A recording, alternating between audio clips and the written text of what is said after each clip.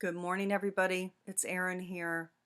It's Monday, February 8th, 9:30 in the morning, and we're going to be talking about this week's new moon in Aquarius and also the stellium of planets, the grouping of planets that we have in Aquarius. And so there's just a couple of things. This is going to be a relatively quick video, 15-20 minutes max.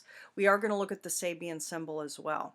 So let me first explain the chart that we're looking at here. First of all, we're using my program here, which serves certain functions that Astro.com doesn't serve.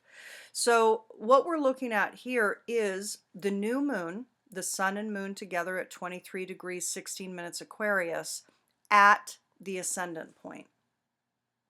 And what this does, this is really the optimal chart to use, and this is probably what I'm going to be using going forward with new moons and full moon events.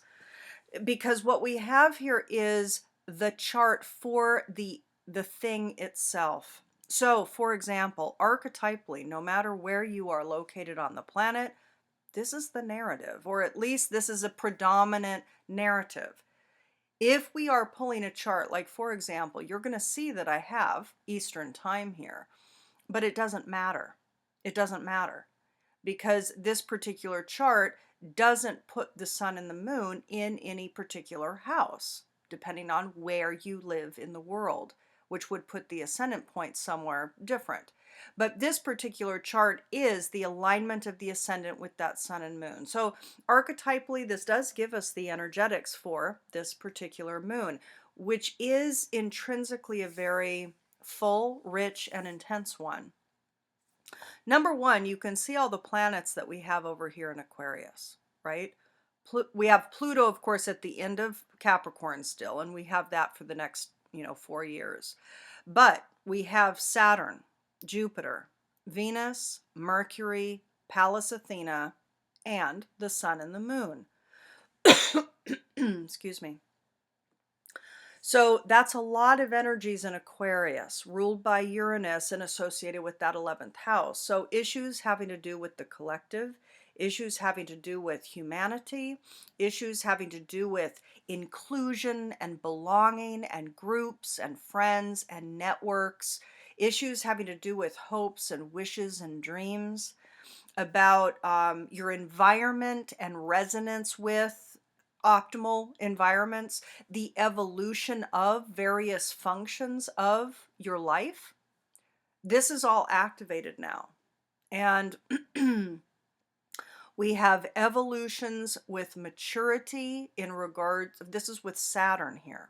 So we have evolutions with regards to your responsibility in bringing who you are out into the world, participating in the truth of who you are and being a participant in the collective. That's activated, and it will be for the next year plus. But it certainly is hyper activated now because of all of the energies that are coming together with that Saturn. We have Jupiter here also in Aquarius. You're going to notice that at the point of this Aquarius new moon, Jupiter and Venus are conjunct. This can bring about increased income, increased monetary flow, increased issues of value, wanting to be loved by the group or wanting to have love in your friend relationships, or stories and beliefs about love and lovability might be coming up as well. Keep in mind, when we're talking about Aquarius, the Aquarian archetype imbues, it naturally holds past trauma signatures, experiences, and memory sets. So because of that, belief systems about lovability, belief systems about money, and opportunities to bring in new income flow, additional income flow, etc., could be up. But this could bring great expansion of opportunities for money, expansion for opportunities for love and resonance with group or networks, etc. More love, more flow, more abundance, more monetary flow through cooperative efforts with group. That's also possible here. So there's lots of interesting things, and you're going to notice that this Jupiter Venus and Mercury at 16, which of course is still retrograde here. You can see it in red. So we're still in for the next couple and a half weeks, Mercury retrograde. So we have these three planets all trining that north node in Gemini. So there's an amazing potential for downloads, for opportunities as it relates to income and money that is directly connected to an evolutionary process of growth for you and for the collective. Okay. But there will also be woundedness that comes up. So if it does, just understand that there's stuff to see about that and pay attention to it, listen to it and question what needs to be questioned about it. Yeah, Mercury. So Mercury is still retrograde, and that Mercury retrograde is on top of that Venus, on top of Pallas Athena, and of course it's still conjunct that Sun and Moon, which we're going to talk about in a second. So with regards to the retrograded Mercury, there can be lots of stuff coming up here. One, you might find that in this Mercury retrograde process, as I've already probably talked about, but just to remind you that throughout this month of February, you might indeed be reconnecting with people that you used to know, reconnecting with old friend groups.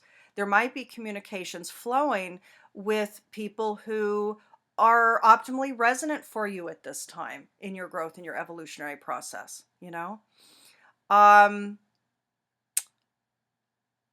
And Pallas Athena, there can be a level of confidence, there can be a level of the warrior, there can be a level of emotional detachment here. So with regards to all of these functions, your sense of responsibility, maturity, issues of obstacle and blocks, you might be experiencing certain obstacles and blocks, issues of belief system, about money and abundance, also love and acceptance and belonging.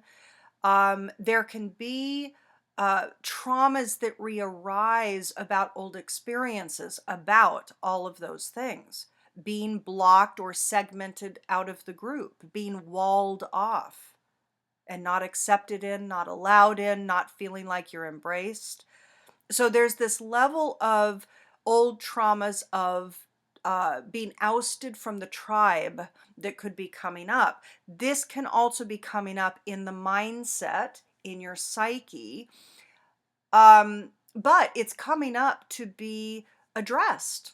So there might be some patterns of wounding as it relates to friends or groups or belonging that's needing for you to see it and recognize the truth of it versus the story of it. So a new discernment, a new clarity of mind as it relates to old trauma signatures, issues of belonging, lovability, safety in the tribe, being part of the collective, feeling safe within a tribe, feeling maybe unsafe when you're not part of a tribe. These kind of things might be coming up. But also there can be a certain level of apathetic communication that can occur. I mean, this is also directly the case here, everybody, because where we have the new moon, which again, we're going to talk more distinctly about, but where we have the sun-moon conjunction with Pallas Athena and with that retrograde Mercury, these are squaring Lilith. Now, Lilith, this is Black Moon Lilith, by the way. This is right at the root. This is at the emotional root, and it's with Mars. So Mars, you're going to notice, is in the archetypal third house of communications. This square between even the sun, because the last couple of days, the sun has been squaring Mars. So this can create a level of aggression. I know for me, I'm noticing the tone of my communications, the way I'm communicating. It's very, what is the word? Acerbic. It's too acid. It's just ridiculous. I mean, so I'm noticing how I'm just moving into this more aggressive stance with my communication style. It's not ideal. I don't like it. Nobody else is going to like it, So, but it is really just kind of automatically activated. It does take real mindfulness to be super present moment as the flow of information is coming forward. This is acid communications. It's also acid mind. So there can be a lot of very kind of aggressive thoughts about hatred of people or hatred of, what's happening in the world. So that square to that Lilith Mercury, or excuse me, that Lilith Mars at the emotional root can create for all of us, for humans, for everybody, for the collective, a level of woundedness. A level of woundedness. That what I want, that my value doesn't matter.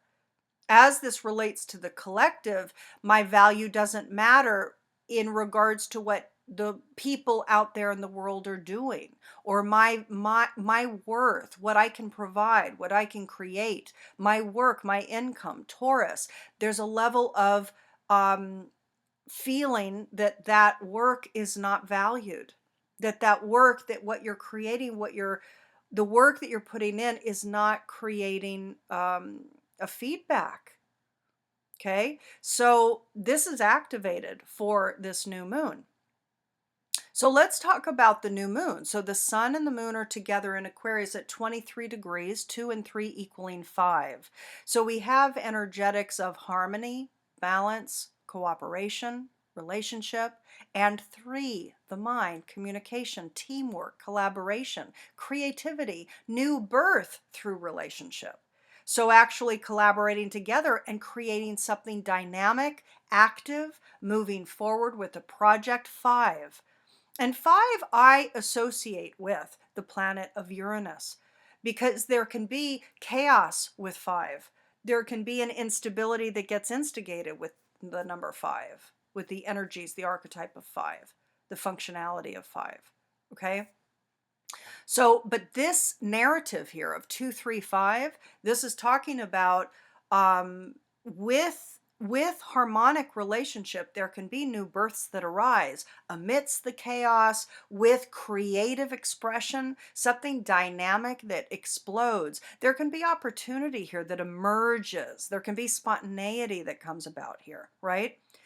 Now, the other thing here is that it's in Aquarius, right? So the new birth, the new seed of the aligned self, moon and sun, inner and outer, the new birth of the aligned self really is to evolve into something new.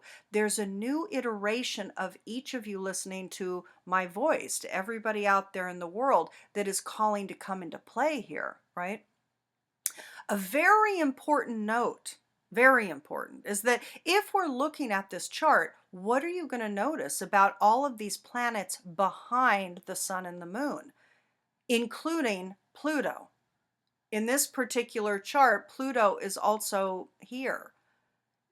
Pluto, the cusp of this particular chart here is at 23 degrees Capricorn, beginning the 12th house. It also includes Pluto here. What you're going to notice with all of these planets backed up behind this point is that this is 12th house activation.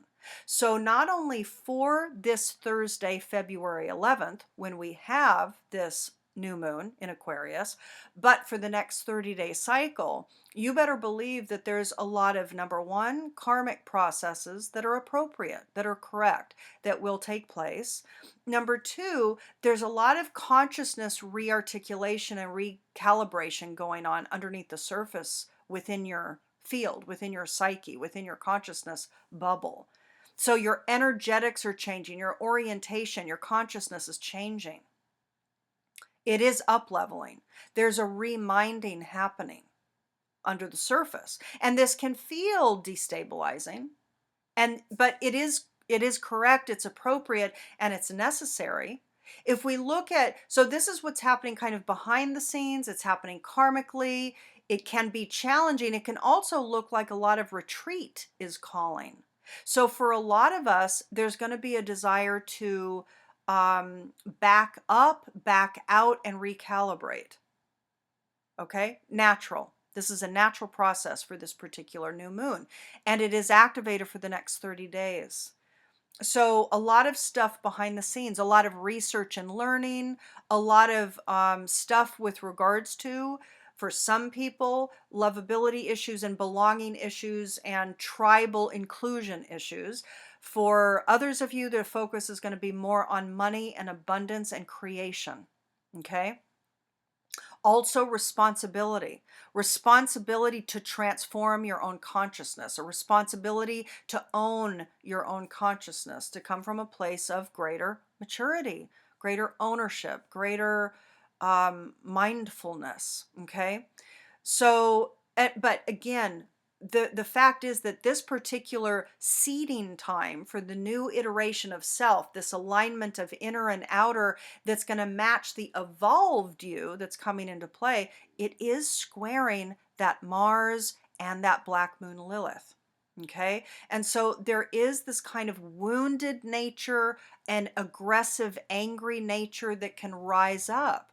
The angry nature could rise up out of frustration. It could rise up out of a deeply embedded narrative that lives within you. It's going to be different for everybody. So whatever it is, but this can also activate new movement, new passion, new ideas. Specifically here, there can be new movement that occurs that is going to happen despite feeling vilified or not seen and heard. That's going to be the evolution that's been calling probably for a long time, because Mercury is retrograde. So any new actions that do emerge from you during this 30-day cycle, these are things that you've been thinking about. These are projects perhaps that you've been working on in the background, or working or thought about and birthed a while ago. Okay. So there will be new action, new movement, new passions to be communicated. And you can see here that in this third house, we have Uranus. So archetypally for this 30-day cycle, the evolution of thought, the evolution of downloads and revelations. My goodness, I mean, I'm inundated, and I'm sure you are too. So, and this is also about up-leveling your communication skills. Everybody is called to up level, to evolve into a higher frequency iteration communication processes, and how that process is undertaken. One of the things very clearly here too has to do with use of the internet. Okay, how you're using the internet. What additional skills technologically are you needing to learn now in order to meet what the interior call of your consciousness is, your higher self? What is the call to action that's being really propagated and being instigated and wanting to be propagated forward here? But it is going to be using technology. There are aspects of technological communication and technological groups. So coming together through, live streams, or coming together through group calls or webinars or whatever it might be. But there's going to be, let's say, additional activation and the desire for new learnings from certain teachers, or you becoming the teacher, the birth of you as teacher, the greater confidence as you as teacher, right? And the new birth coming forward from that space. But the new alignment has a lot of shadowed stuff, a lot of veiled aspects, a lot of behind the scenes stuff within your consciousness field that is really activated. And it will create certain severings and death. It could even be, by the way, you might find that some of you do receive news of somebody transitioning that you used to know. There can be news coming in that there was a death of somebody. It could have been a teacher, a woman, somebody who uh, uh, was part of your maturation in this life. I know for me, I've been thinking a lot about a mentor of mine who, we've been trying to connect with each other, and it's been unsuccessful, and I've been quite worried about her, right? And so I'm hoping to God that I'm not going to get this phone call or this communication, but it could very well be. And I know for me too, a couple of weeks ago, I heard news that a month before my mom died, a friend of hers from when I was a young girl from the old neighborhood. We were all friends with her. She died right before my mom died. So, and the news just came in. So it's delayed news. So it could be that this could be COVID related deaths or it could be other related deaths, but there could be severings or deaths, news of things that you hear about. And that exacerbates fated process of new dives, new deeper dives within your structure in order to evoke what it is that you're needing to embody and come out with, right? So there is this kind of rebirthing process. For those of you that watched the intuitive spread, the series spread and the intuitive choice, I have to tell you, it's very correlated with this completely. Rest was the card that came up in the 12th house. This could not be more appropriate. So there's something here very distinctly about needing to go within. And that could mean withdrawing from connection. In the COVID world, we're kind of already disconnected, but here there's going to be kind of there is going to be a deeper wounded structure and an embedded anger that needs to be addressed in the thought processes, in the mental processes that feed you, that feed our minds or thoughts, etc. But again, this is a general reading for everybody. This is the collective archetypal narrative. So obviously the work here is about being very mindful about what is the anger, doing the work on questioning what that's about, owning it for your own storyline, and also attending to any kind of woundedness here about not feeling valued. Here it's literally about not feeling, I see root system, valued, Taurus, and here not feeling valued with Lilith here. Okay, so there's a feeling, an emotional kind of wounded nature that resonates to the past. It links you to the past that has to be addressed. Okay. In the first house, right? So consciously, what's activated? Well, we have Neptune here. So there's a level of wanting to be the ideal person, activated with the new ideal self that's being seeded, the new evolved iteration, the Aquarian Uranian self, the new self that's matching the evolution of the collective that's unfolding. There are ideals. There are perfect kind of pictures of what you as an individual are seeking to become or be. That's the case for everybody. So who is your ideal self? What is your ideal physicality? What's your ideal appearance? What's your ideal label or title or identity? What's your ideal way of operating in this world? Okay, so all of these things are naturally activated for this next month.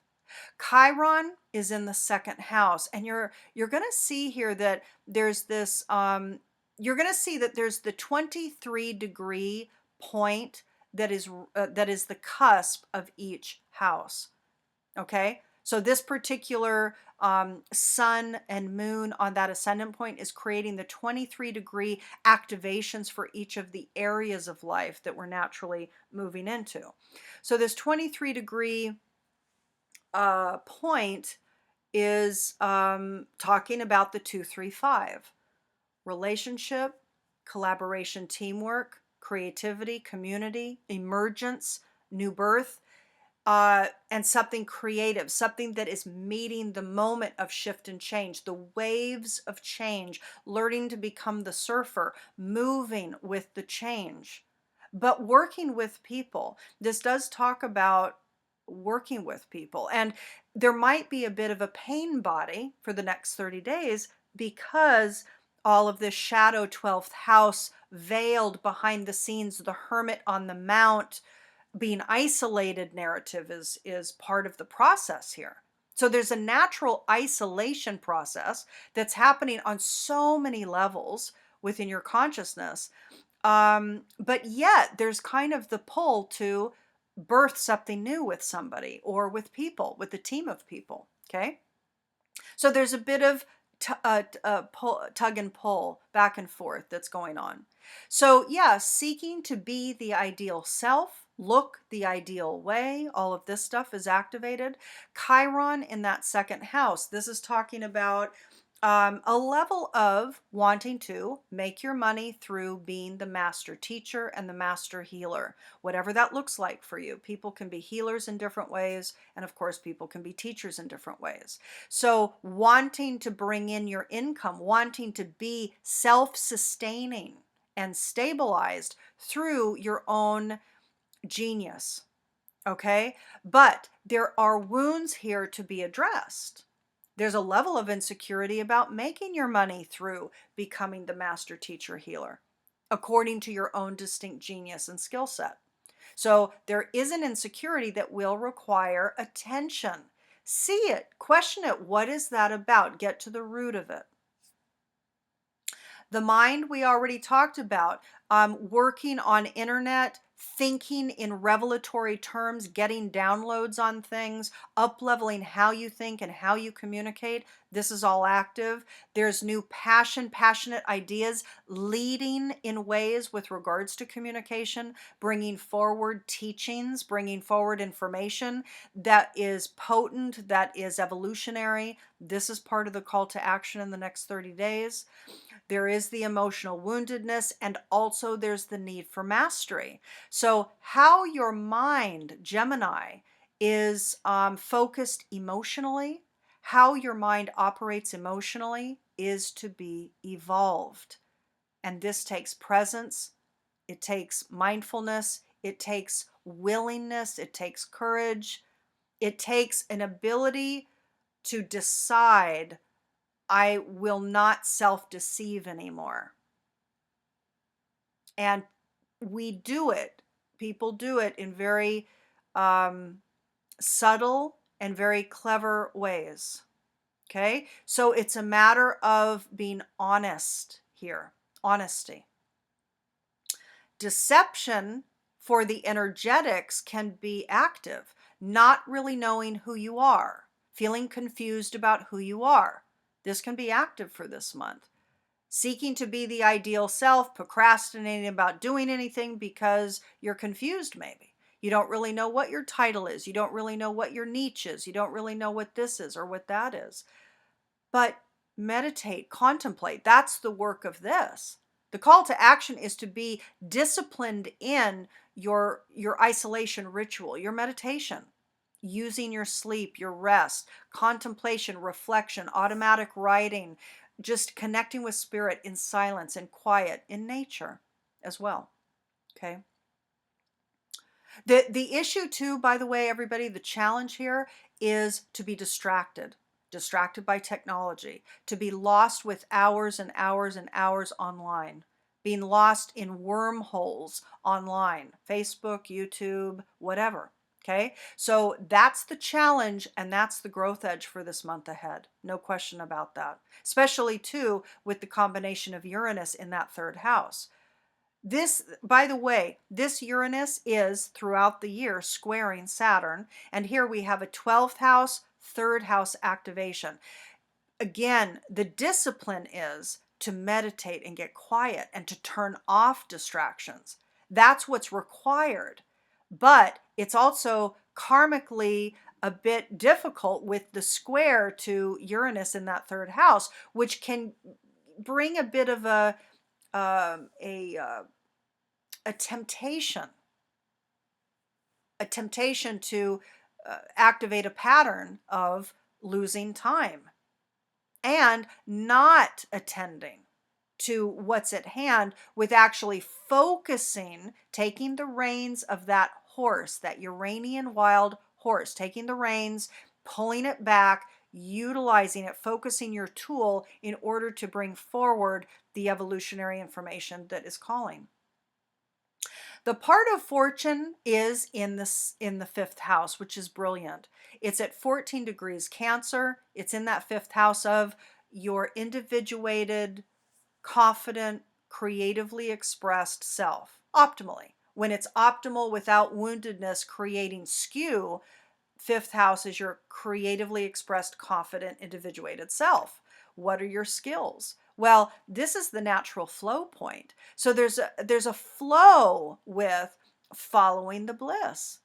So you might find that in the next 30 days and for this week, that you're wanting to follow your bliss. You're wanting to do you. You're wanting to align with the truth of who you are. And the Mars, very close to the root, is actually creating that impetus. Even though you might experience conflict or rejection by others when you come out and do the thing that you want to be doing. It might be that you do birth something and it lands flat, right? Or you do bring something forward, you communicate something and it doesn't, people aren't resonating with it. So there's a lesson, there's all of these lessons here. 12th house process, karmic lesson activated for the new birth. All of us are called to come up and out in a new way, but we're going to have to deal with our own woundedness to get through that wall, the wall. Okay. But the call to the feeling is like the natural flow is to, and the focus of the mind is to actually do your courageous entrepreneurial self, whatever that looks like. Okay. So that's the call to action. It is trining Neptune here in Pisces. So the interesting thing here is wanting to be the ideal version of yourself and the call to express yourself in a way that matters to you. It's really just happening. Okay. South node up here is in the 10th house. So there's aspects of the way you have done things in your work, in your career, in your life path, the way you've thought about your path, the way you've thought about your life, the way you believed it was supposed to be. There's a whole level of release here about releasing what you thought. There's that saying about you need to let go of the shore if you are to move on to a new place. Okay? You have to let go of what you know, right? You have to let go of the shore that's familiar, that's comfortable, that's safe. And so here, that's very much speaking to that. There's a way of re-believing your work and your career and your life path and your life in general, the structure of your life. There's a desire to transform. There's a desire to create and manifest and bring into physical form a new transformed, what's the word I'm looking for? Oh, I am completely blanking. I apologize. It's the, what's the animal here? I can't believe. Sometimes my mind really just loses words. It's a little bit scary. Okay, hold on just one second.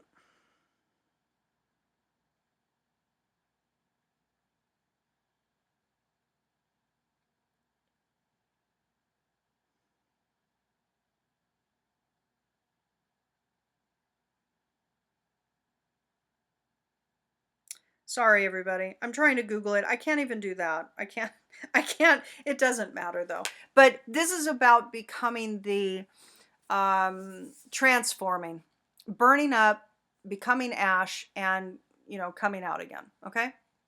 Of course, the animal will come to my mind immediately after I stop recording, but there's no need to email me what it is. I know what it is and I'll find it, okay?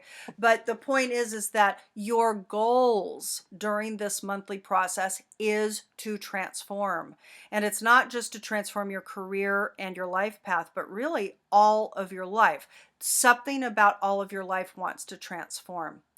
Is it directly connected to career and path? It is, because the ruling planet here is in Capricorn in that 12th house.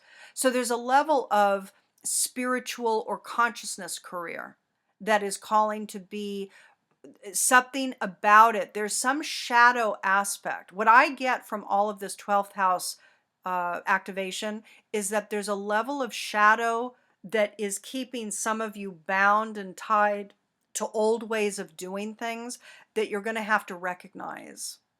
Okay? You're going to have to recognize. All right. I'm going to leave it there. Let's take a quick look at the Sabian symbol. 23 to 24 degrees Aquarius. Let's go to the fuller explication here from Dane Rudyard. So 23 to 24. And let me turn this off. Let me turn my highlighter off here.